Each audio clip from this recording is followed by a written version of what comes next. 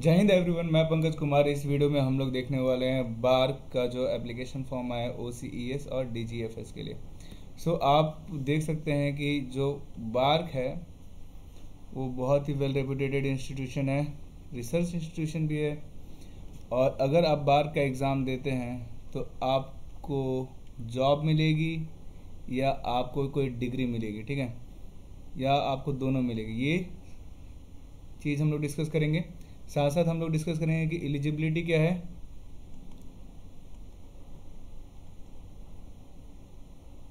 After eligibility we will discuss the age limits. Age limit भी जानना आपको ज़रूरी है कि क्या एज लिमिट होगी आपकी, और एज लिमिट के बाद से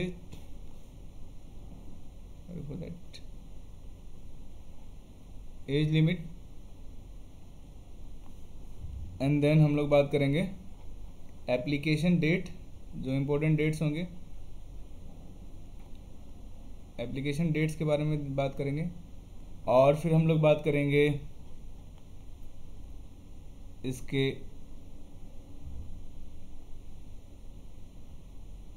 एडमिशन के बारे में।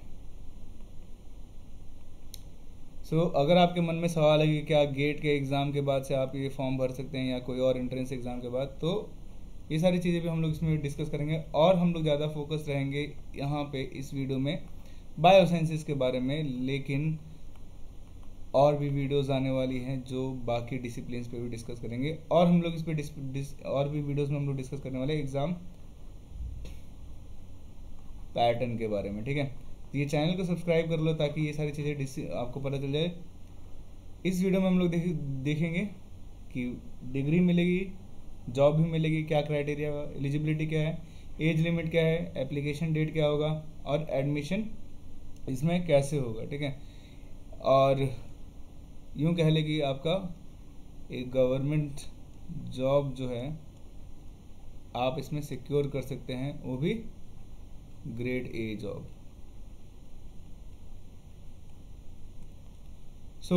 बिना किसी देरी के साथ हम लोग वीडियो को स्टार्ट करते हैं।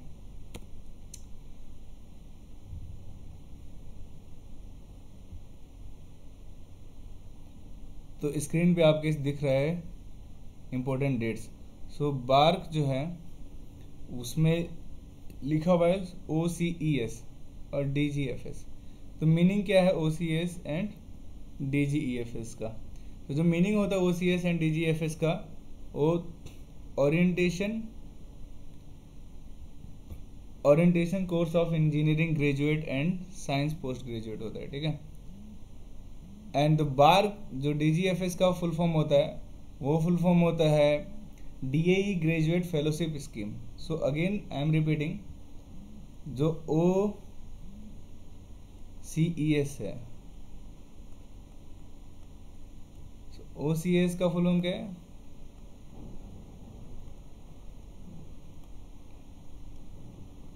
Orientation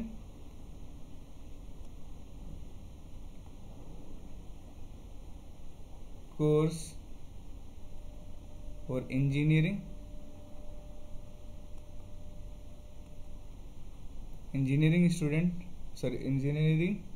graduate and science post graduate. And DGFS का है DGFS। This is just department of atomic engineering, DAE graduate fellowships. Video को शुरू करने से पहले थोड़ा सा मैं आपको बता देना चाहता हूँ कि देखिए, आप जब इसको क्वालिफाई करेंगे तो क्वालिफाई करने के बाद से आपको 1 ईयर आपको ट्रेनिंग दी जाएगी, ठीक है। और इस ट्रेनिंग के बाद से आपको या तो आपको MTech के लिए कराया जाएगा, कंटिन्यू कराया जाएगा, उसके बाद से आपको गवर्नमेंट पोस्ट आपको मिल जाएगी, ठीक है, अगर उसका क्राइटेरिया मार्क्स अगर आपके अच्छे हैं तो। या फिर एक ईयर ट्रेनिंग के बाद से आपको डायरेक्ट आपको कोई DAE डिपार्टमेंट में आपको कहीं पे साइंटिफिक ऑफिसर बना दिया जाएगा किसी डिसिप्लिन में, किसी खास डिसिप्लिन में, और आपको गवर्नमेंट पोस्ट मिल जाएगी, ठीक है, गवर्नमेंट पोस्ट मिल जाएगी। अगर आपने अच्छा परसेंटेज नहीं लाए, अगर ट्रेनिंग के बाद से लगभग 55% अगर आप नहीं ला पा रहे हो, तो हम लोग ये मान सकते हैं कि आपको वहाँ से हटा दिया जाएगा, ठीक है। तो अब इम्पोर्टेंट डेट्स के बारे में बात करते हैं। इम्पोर्टेंट डेट्स, जो एप्लीकेशन फॉर्म है वो 30 दिसंबर से स्टार्ट हो चुकी है, और इसका जो लास्ट डेट है एप्लीकेशन फॉर्म का वो 30 जनवरी 2024 तक होगा, ठीक है। करेक्शन विंडो खुल जाएगी 16 से 18 फरवरी के बीच में, और ऑनलाइन एग्ज़ाम होगा 16 और 17 मार्च को, ठीक है। तो ऑनलाइन एग्ज़ाम कब होगा? ऑनलाइन एग्जाम होगा 16 से 17 मार्च 2024 को। ये इंपॉर्टेंट डेट है। Last date of the candidate upload their GATE 2024 score is this. तो क्या आपके मन में सवाल होगा कि 2022 या 2023 का आप गेट स्कोर अपलोड कर सकते हैं कि नहीं? तो आपका सवाल का जवाब है कि आप कर सकते हैं, ठीक है। आप 2022 और 23 का भी गेट का स्कोर अगर आपका अच्छा है, तो जो भी अच्छा स्कोर है आप उसका अपलोड कर देंगे। अब first display of the list of candidate shortlisted for the interview online application portal. वो इंटरव्यू के लिए आपका जो शॉर्टलिस्टेड कैंडिडेट की लिस्ट होगी वो first week of the April में आ जाएगी, ठीक है। सो सिलेक्शन ऑफ इंटरव्यू कब होगा? 14 मई से 14 जून 2024 तक होगा। Last week display of the list candidate finally selected to the OCS 2024 on online application portal will be last week will be June 2024. So last date of the selected OCS candidate desirous for the DGFS to give detail of MTech admission in the DGFS institution. तो अगर आपको MTech वाले बच्चे जो Dzire करते हैं MTech के लिए, उनको अपना DGFS इंस्टीट्यूट में अपना डिटेल्स देना होगा सेकेंड वीक ऑफ जुलाई 2024, ठीक है।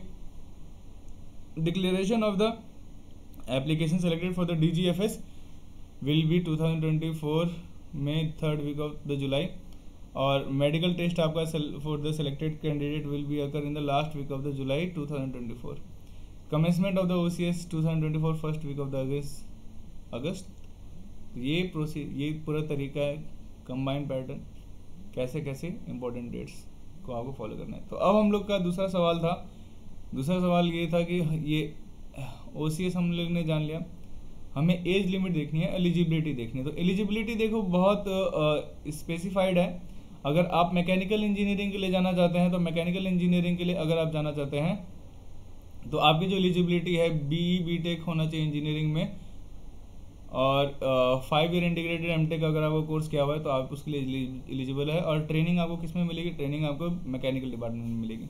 केमिकल इंजीनियरिंग वाले के लिए भी BE BTech BSc इंजीनियरिंग, और ये सारी इंपॉर्टेंट चीज़ें आप देख सकते हैं, ठीक है। BE BTech BSc engineering, 5 year integrated MTech metallurgy, engineering materials, engineering metallurgy, material science and the metallurgy, engineering material science and material science and engineering. So आप स्क्रीन को स्टॉप करके देख सकते हैं एक बार। हम लोग बढ़ते हैं धीरे धीरे बायोसाइंसेस पे, ठीक है। तो बायोसाइंसेस मतलब कि सारे डिसिप्लिन आ जाएंगे बायोलॉजी के। सारे डिसिप्लिन नहीं आएंगे, मैं एक बार बताऊंगा कि कौन कौन से बच्चे इसको भर सकते हैं और कौन से नहीं भर सकते। तो जो एलिजिबिलिटी यहाँ पे दी है ये सारे तो भर सकते हैं, ठीक है। तो bioscience, MSc in bioscience, life sciences, agriculture, biochemistry, microbiology, molecular biology, biotechnology, genetic botany, zoology, plant science, plant breeding and the plant pathology, entomology, food science, animal science and biomedical science, food science, food technology, bioinformatic and the computational biology, BSMS programme in the bioscience.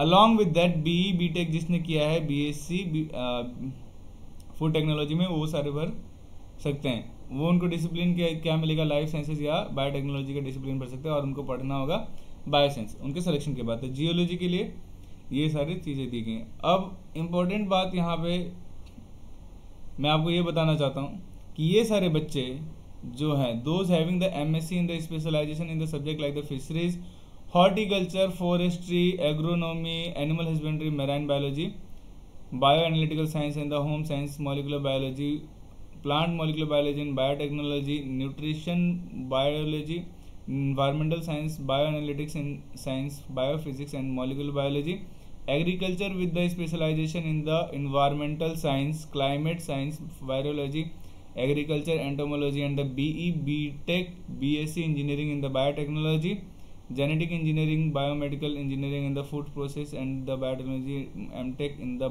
food science technology, etc. are not eligible. So they are not eligible for the what? For the GATE examination, so for the bar. So you just you have to read this complete thoroughly. So again we will read. For biosciences discipline OCS exam code 43. So the MSc integrated MSc in the this many subject, all the subject you can see here. Eligibility bioinformatics, bioscience and minimum marks of 60% aggregate in MSc. Okay, आपका marks कम से कम इतना होना चाहिए. As well as the BSc BE BTech only in food technology with minimum marks of 60% aggregate, and the MSc applicant should be have the at least out of the physics, chemistry and biochemistry, biochemistry or agriculture chemistry in the subject of BSc stage of the ancillary level of 5-year integrated MSc applicant to be considered on the base of the GATE should have the GATE 22, 2023 and GATE 24 score in the life science and the biotechnology. So you can be considered, they will be considered accordingly. Okay. Now जो मैं हम लोग ने mark किया वो बच्चे यहाँ पे अप्लाई नहीं कर पाएंगे.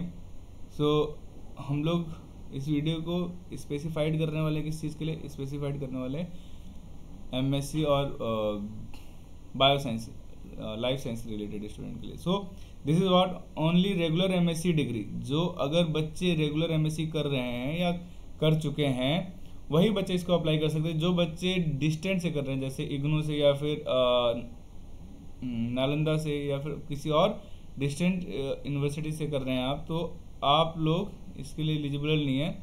और जो पार्ट टाइम MSc कर रहे हैं वो लोग भी इसके लिए एलिजिबल नहीं है. तो ये चीज़ यहाँ पे इंपॉर्टेंट है जो आपको यहाँ पे नोटिस करनी है कि having a MSc in research distant education and the part time will be not eligible. Okay.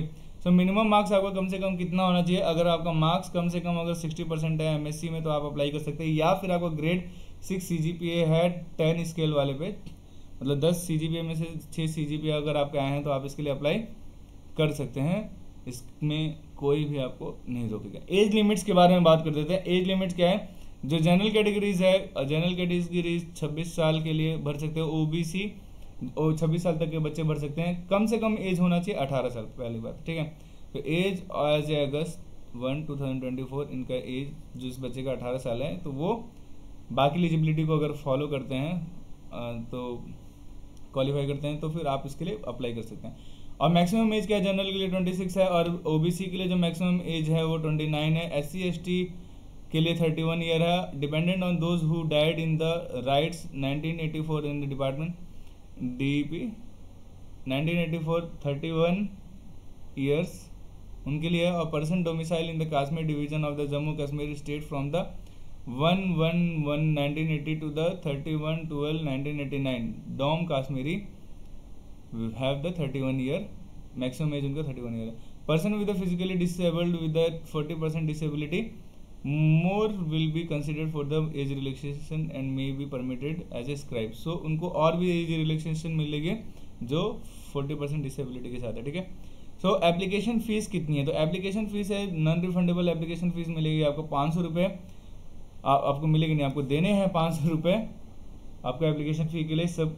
लेकिन is chargeable for the male applicant belonging to the general and OBC. तो जो मेल एप्लीकेंट है, जो mail applicant general OBC के हैं उनको 500 रुपये देने हैं. लेकिन जो भी महिला है, सो जो भी महिला कैंडिडेट है वो महिला कैंडिडेट किसी भी कैटेगरी से उनको आपको कोई पैसे नहीं देने. SC ST को कोई पैसे आपको आपके एप्लीकेशन फीस नहीं लगने वाली. और dependent on the defence personnel killed in the action, so इनको आप लोगों को भी कोई एप्लीकेशन फी नहीं लगेगी. और फिजिकली चैलेंज कैंडिडेट का भी कोई फीस नहीं लगेगा. तो होप्स हो कि यहाँ तक आपको बहुत सारी चीज़ें मैं बता चुका हूँ. लेकिन सवाल है कि जो बच्चा मास्टर्स कर रहा है वो अप्लाई कर सकता है कि नहीं, जो अभी इनरोल्ड है मास्टर में. तो इनरोल वाले बच्चे का जो डिग्री होना चाहिए क्वालिफाई हो जाने चाहिए कम से कम 31 जुलाई 2024 तक. अगर आप क्वालिफाई कर जाते हैं तो आप इसको अप्लाई कर सकते हैं. ठीक. यहाँ तक तो मुझे लगता है कि हमने कुछ चीज़ें जो मेंशन की थी वो सारी चीज़ें तो हम लोग ने यहाँ पे डिस्कस कर ली. तो एप्लीकेशन डिस्कस कर लिया, एडमिशन हमें बात करनी है, एज लिमिट, एलिजिबिलिटी बात करिए, और यहाँ पे डिग्री मिलेगी या फिर जॉब मिलेगी ये भी बात मैं आपको समझा देता हूँ, थोड़ा सा लंबा समय जाएगा, ठीक है। तो एग्जाम पैटर्न्स के बारे में हम लोग नेक्स्ट वीडियो में डिस्कस करने वाले हैं कि क्या एग्जाम पैटर्न रहने वाला है इसका।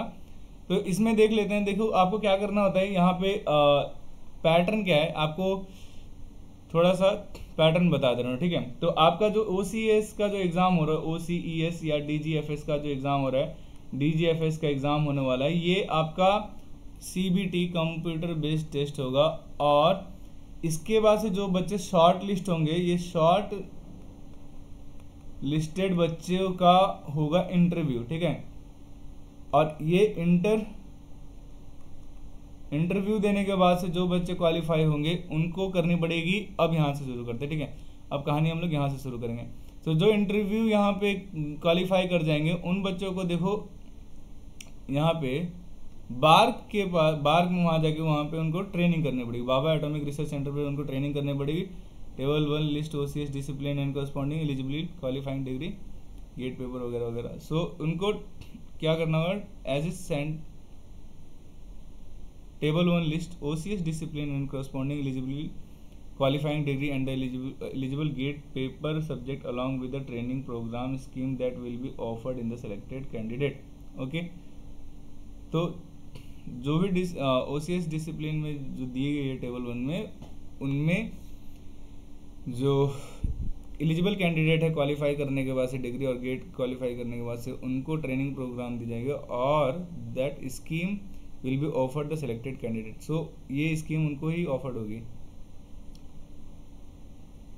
और नेक्स्ट टेबल टू में क्या है, list of the eligible discipline और orientation for the training programme at each of the training school. So उनको ट्रेनिंग प्रोग्राम दी जाएगी। At a trainee scientific officer who score minimum 50% aggregate marks on the completion of the training program is declared to have a complete course of the successfully. The successful TSO will be posted as a scientific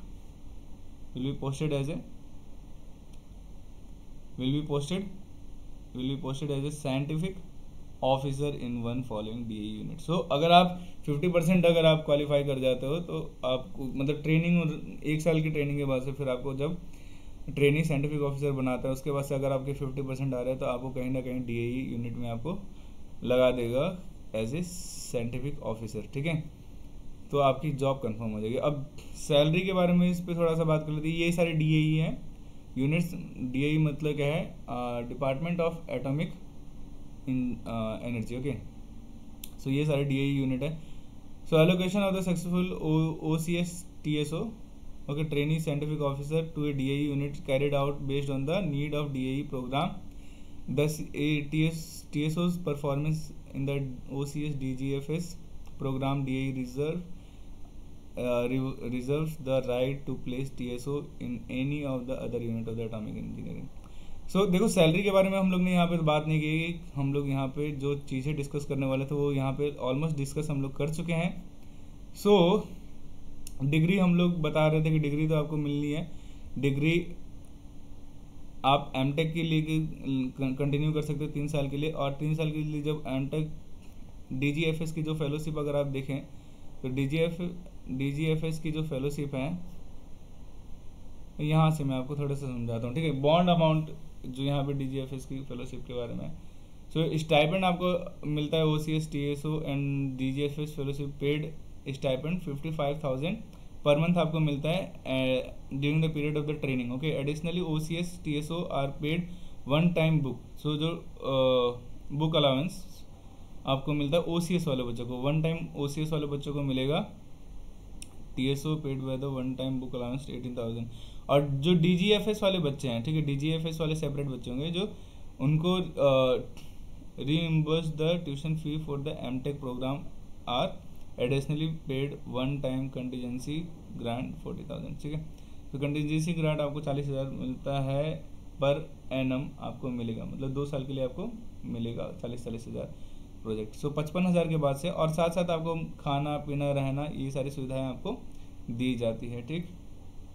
so grade pay for the appointment, अगर आपका job confirm हो जाता है वहाँ पे आपका grade pay लग जाता है, लगभग आपको महीने का 1,20,000 मिलेगा, सारा चीज़ मिला के। मतलब उसमें आपका क्या क्या अलाउंस होगा मंथली, आपका ये सारे अलाउंस जो होते हैं यहाँ पे इन्होंने मेंशन किया है, मैं एक बार दिखा देना चाहता हूँ।